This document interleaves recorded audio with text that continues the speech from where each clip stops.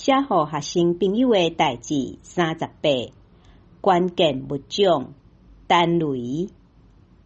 1960年 ，Robert Penn 先生伫美国加州海岸做一个真简单的实验，伫海洋甲可流的水位中间有真侪种类的生物，包含海草、无脚趾骨动物、海星 （starfish） 甲摇杯 （mussel） 因互相竞争，伫迄个小环境内底造成一个稳定的特别的生态系统。Penn 甲海星为这个环境提调，摇杯无海星脚趾，失去控制，摊甲一大堆，别项生物失去生存的空间。结果伫一冬内，迄个范围内的生物种类失去一半，而且进一步确定，若是甲海星搁放倒转去，生态就搁恢复。伊甲即个海星号做关键物种 （Keystone Species）。要了解生物界的多元现象 （Biodiversity）， 关键物种是真重要的观念。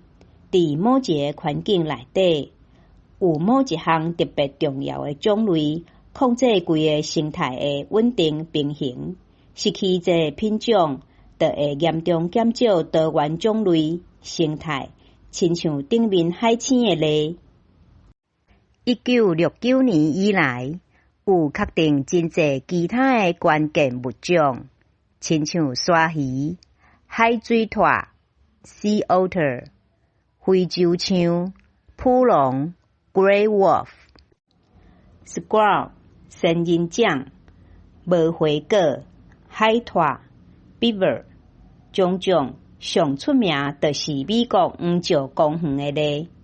1924年，公园的龙互人抬绝了后，草食的动物生态失去控制，破坏公园的草地、树林，引起一连串物种消失。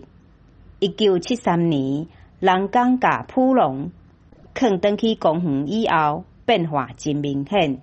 到今，黄石公园显示真气派的生态恢复。但是关键物种的观念，上关键的是伊负面的价值。消灭关键物种，生态就会严重破坏。人是上大的关键物种消灭者。